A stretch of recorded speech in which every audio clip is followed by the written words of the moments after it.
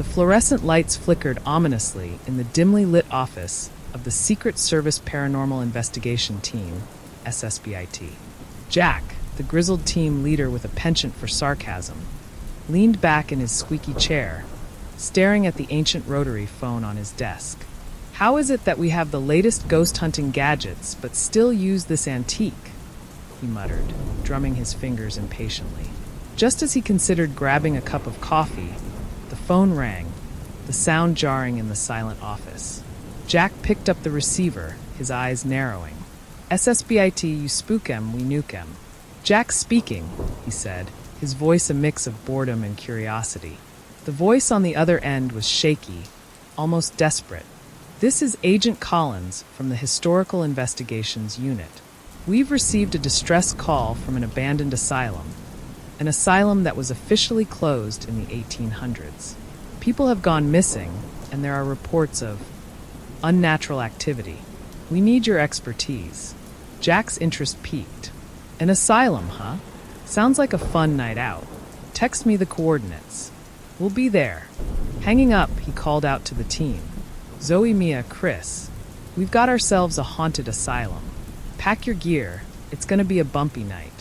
Zoe, the tech expert with a dry sense of humor, rolled her eyes as she grabbed her array of gadgets. Great. I was just thinking I needed more nightmare fuel. Mia, the psychic medium, smiled wryly. At least it'll be a change of pace from your Tinder dates. Chris, the historian, adjusted his glasses. An asylum from the 1800s? This should be fascinating, and potentially deadly.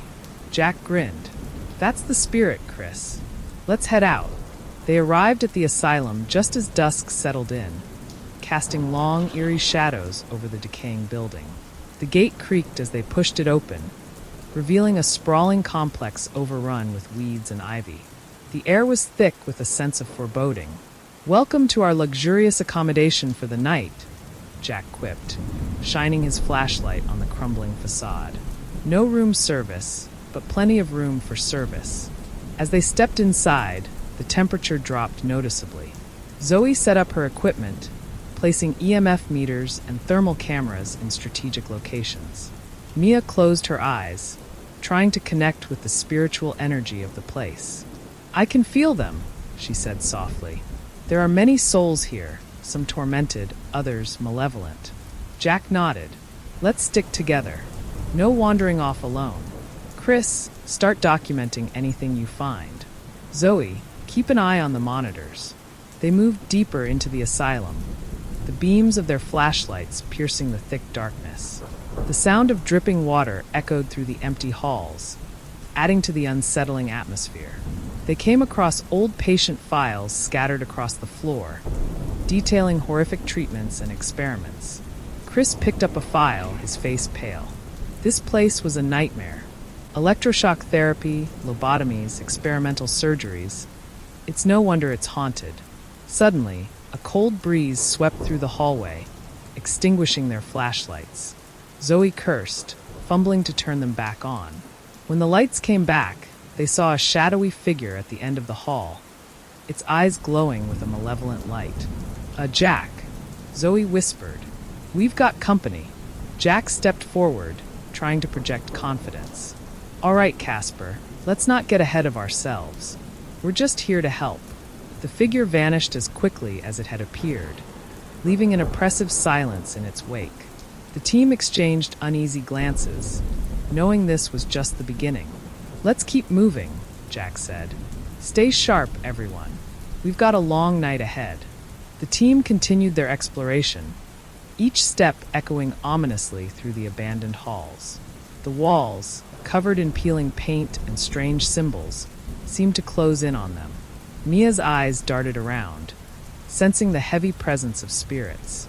These spirits are angry, Mia whispered. We need to be careful. Jack grinned, trying to lighten the mood. Careful is my middle name. Or was it reckless? I always get those two mixed up. Zoe chuckled, though the tension was palpable. You're definitely more reckless. But that's why we love you. As they moved deeper into the asylum, they stumbled upon what looked like a common room. Old, dusty furniture was strewn about, and the air was thick with the scent of decay. An ancient piano stood in one corner, its keys yellowed with age. Chris approached the piano, brushing off the dust. "Think it still works?" "Only one way to find out," Jack said, waggling his eyebrows. Chris pressed a key and a haunting, off-tune note echoed through the room. Suddenly, the piano began to play on its own, a chilling melody that sent shivers down their spines. "That's not normal," Zoe muttered, her eyes wide. The temperature plummeted, and their breath fogged in the cold air. Mia closed her eyes, trying to connect with the spirit playing the piano.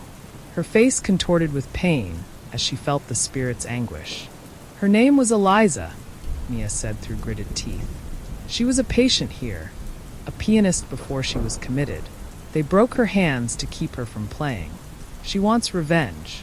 Jack's expression turned serious. "Eliza, we're here to help. We need you to stop playing and talk to us."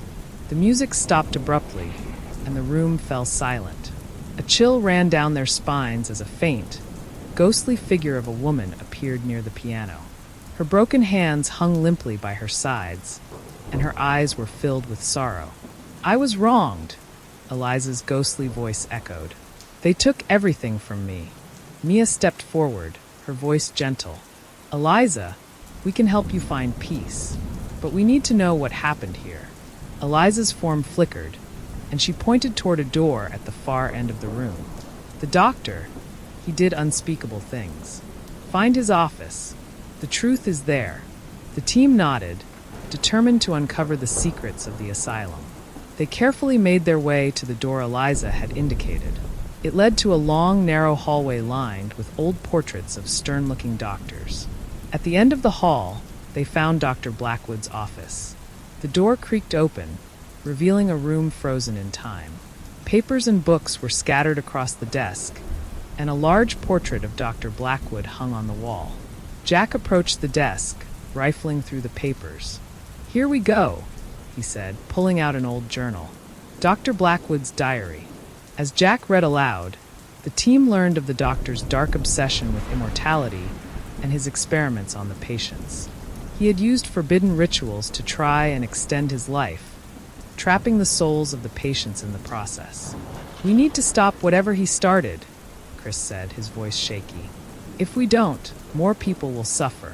Suddenly, the door slammed shut behind them, and the room filled with a malevolent energy. The portrait of Dr. Blackwood seemed to come alive, his eyes following their every move. "You dare enter my sanctuary?" A deep, echoing voice filled the room. Jack held up the journal defiantly. "We're here to put an end to your madness, Blackwood." The air grew colder, and the team braced themselves as the spirits of the asylum began to manifest, ready to defend their tormentor. "Hold on tight," Jack said, his voice steely. "Things are about to get bumpy." As the spirits closed in, the team knew they had to fight not just for their own lives, but for the souls trapped in the asylum. The air was thick with an oppressive silence after Dr. Blackwood's spectral threat echoed through the room. Jack tightened his grip on the journal, glancing at his team. "Well, that went better than expected. I mean, no one's dead yet, right?" Zoe smirked nervously. "Yet. Key word, yet." Chris adjusted his glasses, trying to steady his trembling hands. "We need to find that ritual room and stop this madness." Mia, still attuned to the spirit world, pointed towards another door in the office. "This way. I can feel the residual energy." They cautiously moved through the door, entering a long hallway lined with patient rooms.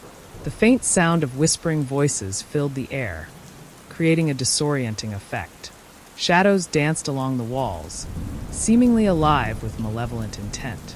"Welcome to the Hall of Whispers," Jack said, attempting a light-hearted tone but failing to mask his unease. "Don't worry, folks. They're just trying to psych us out." "Is it working?" Zoe muttered, glancing around nervously. As they advanced, the whispers grew louder, overlapping into a cacophony of tormented voices. Mia winced, pressing her hands to her temples. "These spirits are in agony. We need to help them." Jack nodded. "Stay close. We can't afford to get separated." They entered a large ward, where rows of rusted bed frames stood like silent sentinels. The whispers coalesced into one mournful voice. "Help us!" A ghostly figure of a young girl appeared at the end of the ward, her eyes hollow and vacant. She pointed to a trapdoor in the floor. "Below, the truth lies below." Jack approached the trapdoor, pulling it open to reveal a narrow staircase descending into darkness. "Ladies and gentlemen, our descent into madness begins now." "Great. I've always wanted to tour the underbelly of a haunted asylum," Zoe said, rolling her eyes as she adjusted her backpack of equipment. They carefully descended the stairs, their flashlights cutting through the thick darkness. The air grew colder, and the smell of damp earth and decay assaulted their senses. At the bottom, they found themselves in a labyrinth of tunnels, each one seemingly more sinister than the last. "Stick together," Jack said, leading the way. "We don't want to get lost down here." As they navigated the tunnels, they stumbled upon a series of cells. Inside one, they found the skeletal remains of a man, his bony fingers clutching a leather-bound book. Chris picked up the book, dusting it off. "It's another journal. This one looks like it belonged to one of the patients." He skimmed through the pages, his face growing pale. This patient was aware of Dr. Blackwood's experiments. He tried to document everything in hopes of exposing the truth. Mia shuddered. He must have been kept here to silence him. Suddenly, the tunnel walls began to shake, and the whispering voices rose to a fever pitch. Shadows stretched and twisted, forming grotesque shapes that lunged at them. "Time to move," Jack shouted, pulling his team along as they ran through the tunnels, dodging the spectral entities. They stumbled into a large chamber, its walls covered in occult symbols. In the center stood an altar, surrounded by candles that flickered with an unnatural light. "This must be it," Zoe said, catching her breath. "The ritual room." Jack set the journal on the altar. "We need to find a way to undo this. Mia, can you sense anything?" Mia closed her eyes, focusing on the energy in the room. "We need to perform a cleansing ritual. It will free the spirits and banish the malevolent ones." Chris found a section in the patient's journal detailing a cleansing ritual. "Here it is. We need salt, water, and fire to purify this place." Jack nodded. "All right, let's gather what we need. And let's do it quickly. I have a feeling we're running out of time." The team quickly gathered the necessary items for the cleansing ritual. Zoe sprinkled salt around the room, while Chris filled a bowl with water and placed it on the altar. Jack prepared a torch, ready to ignite it at the right moment. Mia stood at the center, her hands trembling as she prepared to begin the ritual. "Everyone focus. We need to work together." As Mia began chanting the incantation from the journal, the shadows around them grew agitated, swirling faster and faster. The oppressive energy in the room intensified, and the air crackled with malevolent power. Suddenly, a chilling laugh echoed through the chamber. "You think you can undo what I have wrought?" A dark figure materialized at the edge of the circle of salt. It was Dr. Blackwood, his eyes glowing with a sinister light. "You are too late. The asylum's curse cannot be broken." Jack stepped forward, holding the torch high. "Watch us." As Mia's chant grew louder, the symbols on the walls began to glow. The spirits trapped in the asylum appeared around them, their faces twisted in anguish. The air was thick with their despair and anger. Dr. Blackwood's form wavered, and he snarled, "You will all join them in eternal torment." The shadows lunged at the team, but the salt barrier held them back. Jack ignited the torch, its flames dancing wildly. "Mia, keep going. We can do this." Zoe and Chris stood guard, fending off the spirits with their makeshift weapons. The tension was palpable, but Jack's sarcastic humor kept their spirits up. "You know," Jack said, swinging the torch at a particularly aggressive shadow, "this isn't exactly what I had in mind for a Saturday night." "Really?" Zoe retorted, smacking a ghostly hand away with her EMF meter. "I thought haunted asylums were your thing." Mia's voice grew stronger, and the water in the bowl began to ripple. The shadows recoiled as if burned, their forms flickering. Dr. Blackwood's face contorted with rage. No, this cannot be. Jack thrust the torch into the water, creating a burst of steam and light. The room shook violently, and the symbols on the walls pulsed with a blinding brightness. The spirits screamed, their voices mingling into a deafening crescendo. With one final word from Mia, a wave of energy erupted from the altar, washing over the chamber. The shadows dissolved, and Dr. Blackwood's form disintegrated into a wisp of smoke. The room fell silent. The oppressive weight lifted, replaced by an eerie calm. The spirits of the patients, now free, drifted away, their faces peaceful for the first time. Jack lowered the torch, his face etched with exhaustion and relief. We did it. We actually did it. Chris sank to the floor, his legs trembling. I can't believe it worked.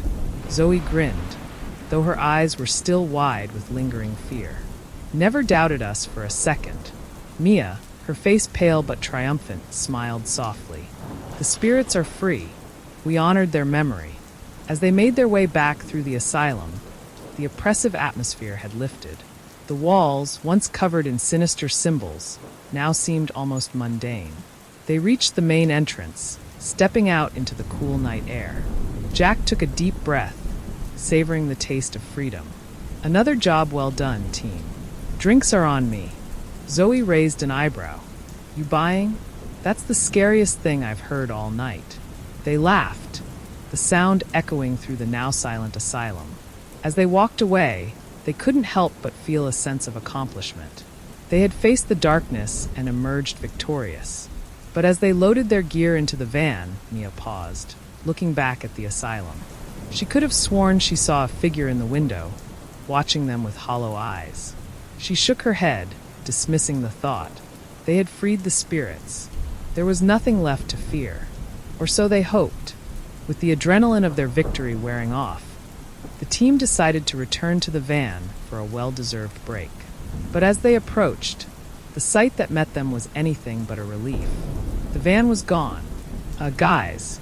Zoe's voice wavered as she pointed to the empty spot. Where's the van? Jack frowned, looking around for any sign of their vehicle. Okay, either we have some seriously bad karma, or this place just doesn't want us to leave. Or both, Chris muttered, clutching his EMF meter like a security blanket. Mia scanned the area, her senses on high alert. I think we're being lured back inside. There's something we missed. Jack sighed, his humor barely masking his frustration. Great. Just when I thought we were done with this place. Reluctantly, they headed back into the asylum, the shadows seeming to close in around them as they crossed the threshold. Mia led the way, her intuition guiding them to a part of the building they hadn't explored before. The lost wing, where the most disturbed patients had been kept. The atmosphere grew colder, and a thick fog seemed to permeate the air. The walls were lined with chains and old, rusted medical instruments. The team exchanged uneasy glances. This place is giving me serious Silent Hill vibes, Zoe said, trying to lighten the mood. Yeah, except we don't have any cheat codes, Jack replied, his smile not quite reaching his eyes. They ventured deeper into the wing, the floor creaking ominously beneath their feet. Faint cries and whispers echoed through the halls, disorienting them. As they turned a corner, they stumbled upon an old operating theater, its seats arranged in a semicircle around a grimy, blood-stained table. Mia shivered, feeling a palpable sense of dread. This is where they performed their experiments. The pain and suffering here, it's overwhelming. Chris, trying to keep his mind off the creeping horror, began to document their findings.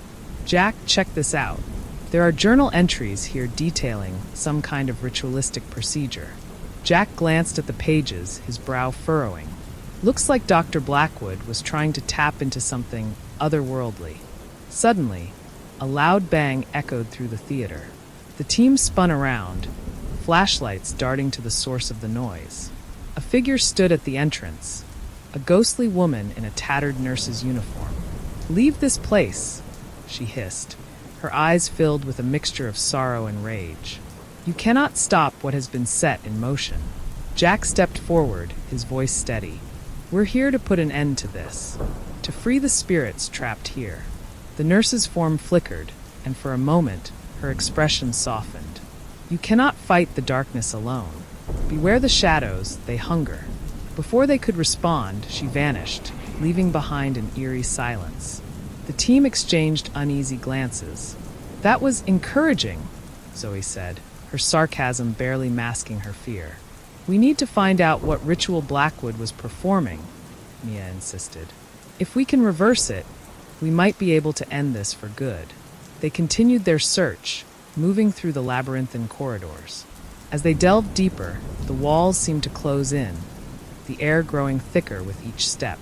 It was as if the asylum itself was alive, and it didn't want them to leave. They reached a heavy metal door marked with strange symbols. Chris deciphered the symbols with the help of the journal. It says Chamber of Shadows. Sounds inviting. Jack pushed the door open, revealing a dimly lit chamber. The air inside was frigid, and the shadows seemed to move of their own accord. In the center of the room stood an ancient altar, covered in arcane symbols and surrounded by flickering candles. This is it, Mia said, her voice barely above a whisper. This is where the ritual was performed. As they approached the altar, the shadows around them grew restless, coalescing into dark, menacing forms. The air was thick with malevolence, and a low growl reverberated through the chamber. Jack took a deep breath. All right, team, this is where we make our stand. Let's end this nightmare. The team gathered around the altar, their faces set with determination despite the palpable fear in the air. Jack set the journal on the altar, flipping to the page that described the reversal ritual. Okay, we need to do this quickly and precisely, he said, his voice steady. Mia, you'll lead the chant. Zoe and Chris, make sure nothing interrupts us. Mia nodded, taking her place at the center of the altar. She began to chant in a low, steady voice, the ancient words echoing through the chamber. The candles flickered wildly, casting eerie shadows on the walls. Zoe and Chris stood guard, their eyes scanning the room for any signs of danger. The shadows around them seemed to grow more agitated, swirling and twisting with a life of their own. As Mia's chant grew louder, the symbols on the altar began to glow with an otherworldly light. The air crackled with energy, and the ground beneath them shook. Suddenly, a chilling voice cut through the air. You cannot stop us. The shadows coalesced into a monstrous form, towering over them with glowing red eyes. It lunged at the team, its claws outstretched. Zoe swung her EMF meter at the creature, the device sparking as it made contact. Back off, you shadowy creep. Chris hurled a salt packet at the entity, causing it to recoil with a hiss. Yeah, we're not on the menu tonight. The creature roared, its form flickering as it tried to regain its shape. Jack grabbed a vial of holy water, throwing it at the altar. The liquid sizzled as it touched the ancient symbols, releasing a burst of light. Mia's chant reached a crescendo, her voice resonating with power. The chamber trembled, and the shadows around them began to disintegrate. The monstrous form shrieked, its body dissolving into nothingness.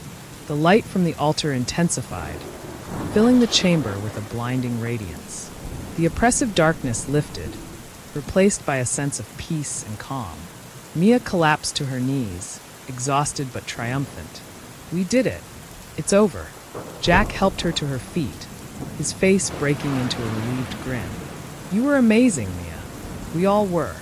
Zoe and Chris exchanged high fives, their faces alight with victory. Looks like we kicked some serious shadow butt, Zoe said with a smirk.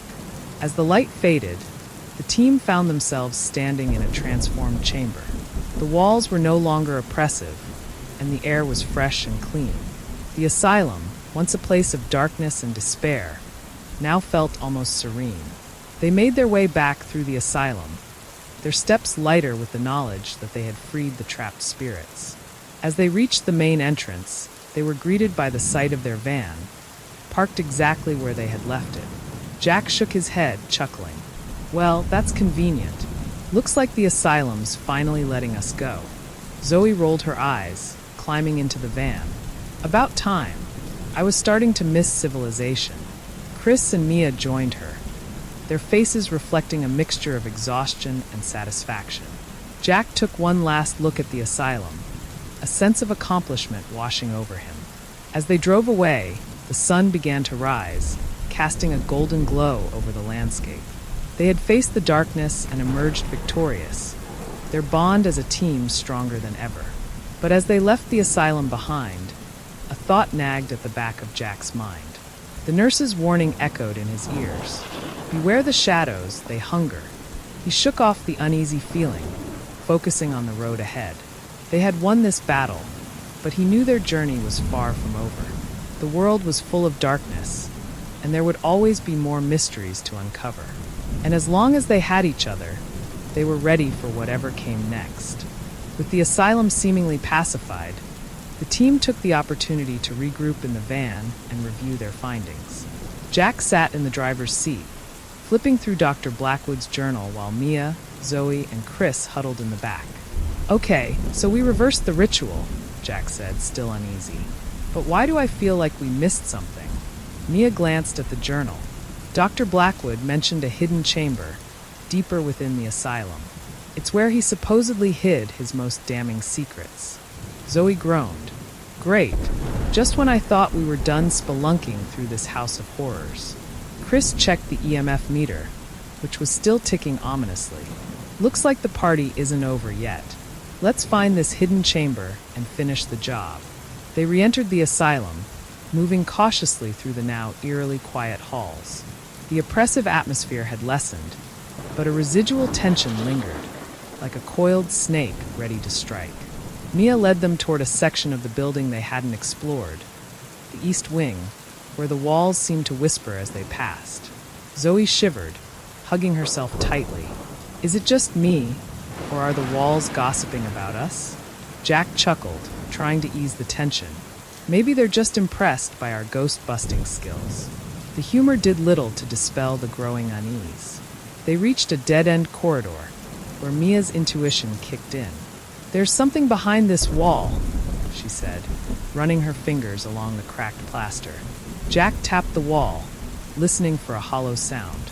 "Stand back," he instructed before kicking the wall. It crumbled away, revealing a narrow passage descending into darkness. "Why is it always a creepy, dark tunnel?" Zoe complained, though she followed Jack without hesitation. The passage led them deep underground, where the air grew colder with each step. The walls were lined with ancient Celtic runes, glowing faintly in the dark. The whispers grew louder, more insistent, as if warning them to turn back.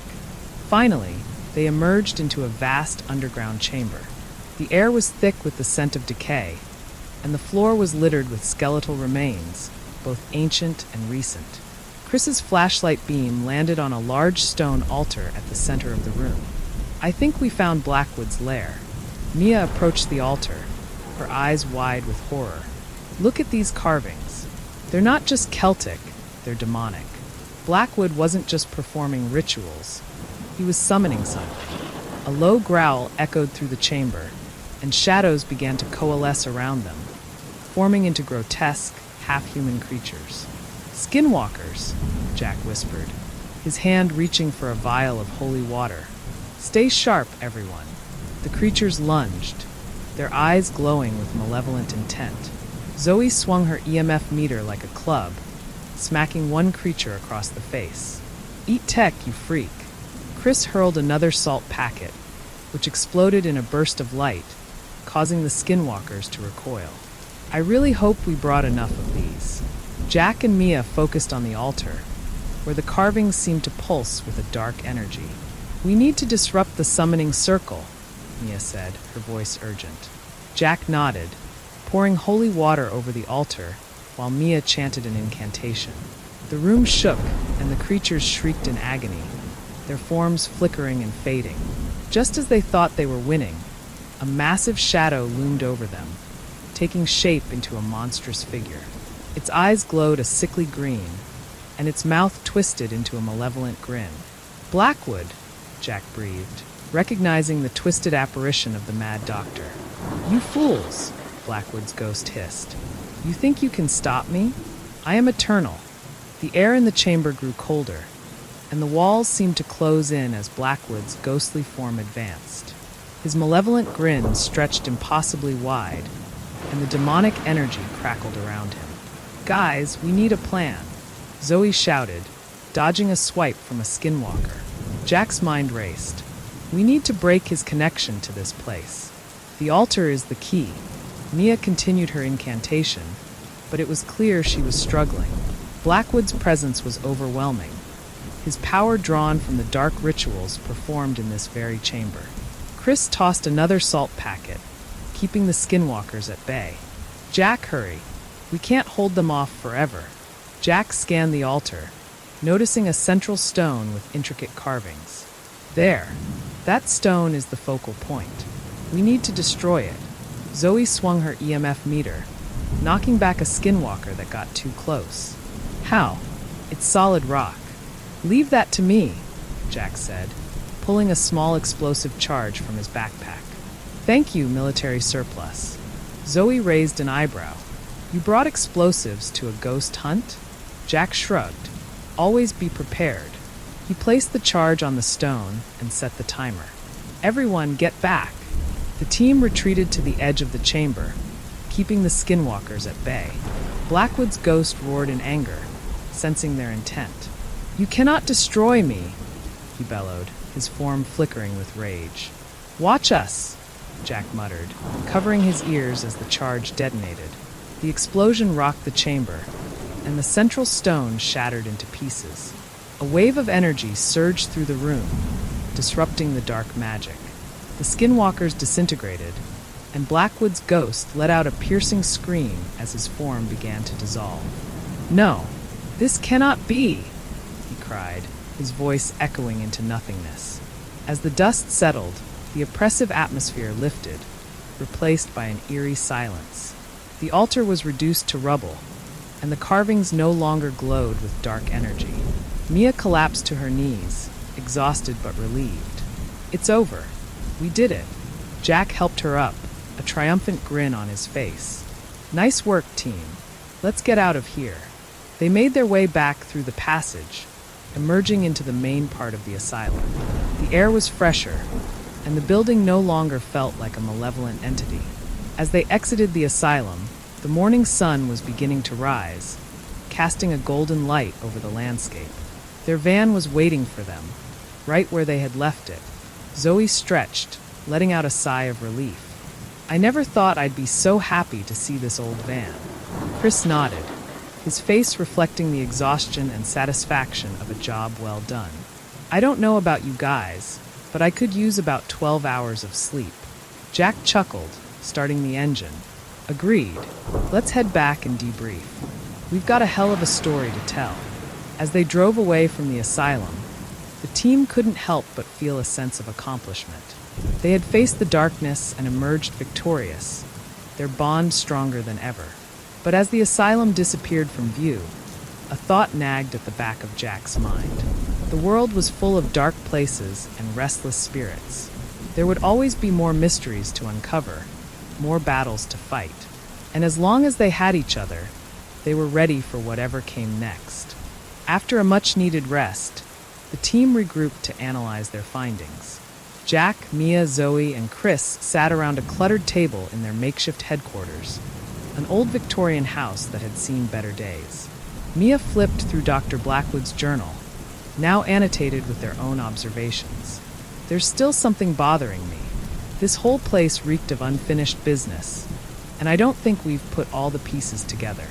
Jack leaned back in his chair, crossing his arms. Blackwood's ghost is gone, but the asylum is still a hot spot. What are we missing? Zoe munched on a granola bar, her legs propped up on a nearby chair. Maybe it's like those horror movies where you think the monster is dead, but it's really just hiding, waiting for the sequel. Chris, who was examining the shattered remains of the altar stone, nodded. There was a lot of residual energy. It's possible Blackwood wasn't the only entity there. Mia looked up sharply. What if Blackwood was just a pawn? What if something bigger, something ancient, was controlling him? Jack's eyes narrowed. The runes we saw, They were Celtic and demonic. There might be a deeper layer to this. As if on cue, the temperature in the room plummeted. The team exchanged uneasy glances as their breath became visible in the cold air. "Looks like we're about to get some answers," Zoe said, her voice shaky but determined. The walls of the old house began to creak and groan, and a ghostly figure materialized before them. It was a young woman in Victorian clothing, her eyes wide with fear and desperation.